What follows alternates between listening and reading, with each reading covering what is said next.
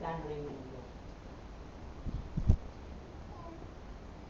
Kaya yan mga kapatid, sa mga oras na to, binabantayan nga natin, ano nga ba yung Ebanghelyo? Ayun pala yun. Sa kuha nga. Ano ba ibig sabihin nung nangyari na yun? At yung binabasa yung Ebanghelyo na yun. Ganun, laging sinasabi na, si Juan Bautista yan, ang muling nabuhay. No, samantalang alam niya, pinapugutan na niya yun. At ang nakakatuwa pa nun, tapos mga balitaan ni Maestro, na ganun ang nangyari, parang wala lang. Diba? Parang, sumakay na siya sa daong. Pumunta na sa kabilang iba niyo, nagsulo na naman yung mga tao, di ba? Mga kapatid, alam din niya ang mga plano, ang mga dapat maganap. Tulad din sinasabi nga sa atin, kumbaga simula pa lang ng pagdating natin sa sinapunan ng ating mga ina, nakalugit na ang ating pagkakas. Nakaplano na yan kung ano ang mangyayari sa atin. Diyan sa hinaba-haba ng araw sabi, the longest day, buhat noon, araw na yun, naisilang tayo ng Diyos, kung anong araw tayo umuha, diba? Hanggang eto, dumating.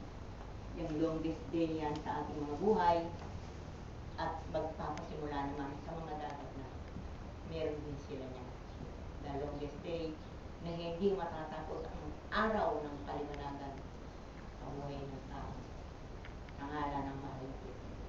Makatwid, mga kapatid, sabi nga kumbaga, sa pelikula, script, hayaan mong matapos. Huwag mo munang hahatulan agad yung pelikula o mga artistang gumaganap, tapusin mo, di ba? Ang kasaysayan ng Kristo. At ikaw din, kung ikaw ay artistang naririyan, di ba? O anong sinasabi sa iyo ng director, sumunod ka lang ng sumunod. Huwag kang gagamit ng sarili mong kaisipan kasi may director na kinakailangan mong sundin upang ikaw ay yumaman. Sabi ng ama, nais mong maging artista, di ba? Ang nais mo kung gusto mong yumaman, mag-artista ka.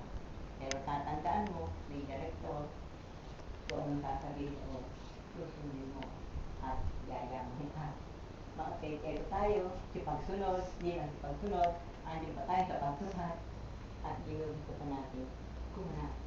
Mga kaya, iilan lang tayo mga kapatid. Sabi nga, andyan sa iilan ang kalaman. Sa marami, sa iilan pala, ang marami, kakaunti. Ando sa kakaunti yung katotohanan. Pero ang marami ay doon sa daan. Pero dito, kakaunti. Pagdating sa paksa ng buhay, iilan lang. Naandoon ang pagkakataon. Kaya yung ating spirito, sikapin natin mga kapatid, kung sinasabi na nga na, alam nga natin kasi yung Antichrist, andyan na. Hindi. Pagsilang pa lang natin, kasama na natin yung Antichrist. Malaki tayo, malaki rin yan. Biro mo, di ba? Yung pala yung kala natin. Layo pa. Naku, tagal pa. Naku, andyan na pala Antikrito. Ikaw din pala yun. Pag hindi ka naging totoo, sa kaluluwa mo, isa kang Antichrist.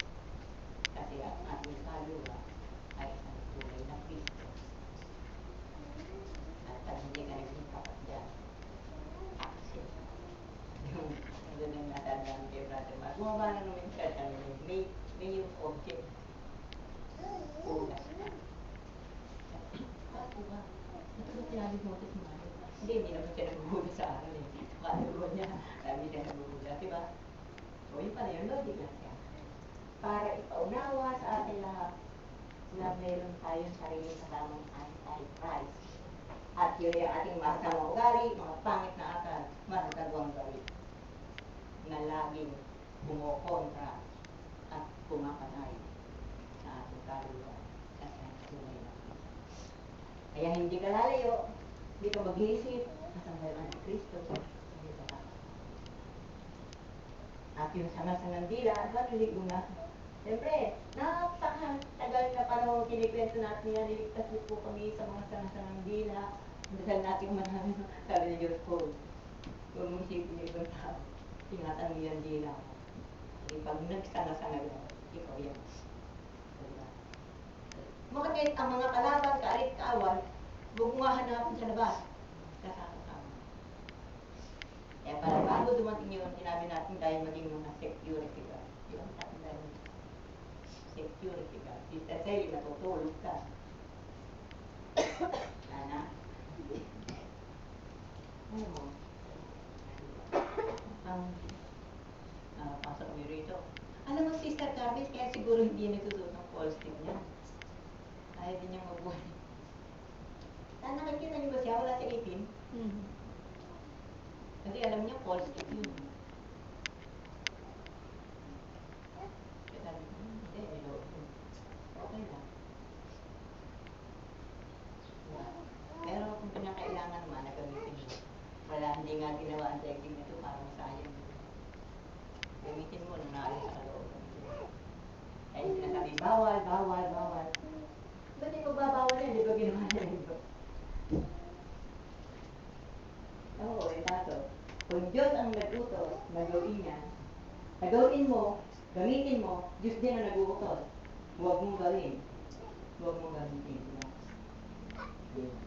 Mo kasi kahit hindi kalugod-lugod at alam na mo, kailangan gamitin mo, eh sabi ng Diyos eh. Sumunod ka. Oras at hindi ka sumunod. Teka. Mga kapatid, andun tayo sa katangian kasi. Only by the virtue of obedience. Heaven. Kaya sa mga bagay na iyan, kahit binigay naman ng Diyos lahat. Pero huwag mong paksa.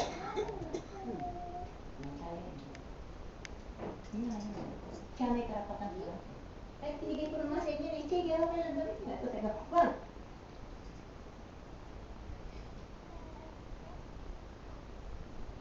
Sabi nga yung galit na, yan ang bang nangyayari, maging malaya tayo sa tubig. Kasi di ba sabi ni Satan, di po ba? Di ba sabi ni Satan? Oo. Kaya lang sumingit si Satan eh. Nakakita doon sa damo. Okay, bawal na. Bawal. Diba? Bawal. Nakagamit na sa kanya yun. Nalungkot ka. Eh kaso, kaya ang tala ni Satan at yung demonyo, talagang aariin ng Satan ng gano'n. Dito lang. Ay, kaya gano'n naman. Ay, hindi ka pwede. May responsible ayun. Nakita. Kahit tamang karami, kahit lang tibian, kahit sa bilaw, kahit sa... Tulungin! Takot lang! O, di talo demonyo din. Hindi ako. Kaya lang, maraming pinipilit yung reason yung power nila. Eh, di ba sabi sa akin, hindi ko agad yan? Di ba sabi ni Tatang lang? Oo nga, eh, sabi nila, sabi. Sumaan mamamatay kayo dyan. Di ba di kayo nasunod? Kaya yun din. Kaya sabi nga, gano'n na lang ang pag-ibig ng Diyos sa daigdig at ibinigay ang kanyang gusto. Ito pa isa. Sabi ng Salmo Responsorio, ibinubo ka ng Panginoon ng kanyang mga kamay. Upang musugin tayo ng kanyang Diyos. Eh, tingnan nyo nga, kung sino yung Panginoon na sinasabi, hindi mo ang kanyang kamay.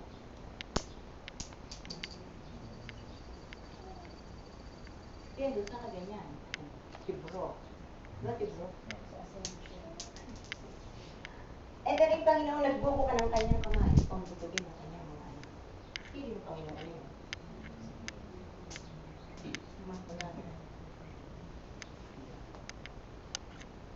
Ang mga pwede mo na sinasabi ko meron siyang mga pinakikita sa atin sa lahat ng mga pangyayaring nagaganap. Andun siya. Nagsasabi sa atin. Kaya, siguro, kung sinanoorin magkukwento nun, sasabihin ko na rin, meron tayong bisita ang buhay. Kaya, kailangan, kung maaari lang, ng ating simba dito, pero bring your own baon.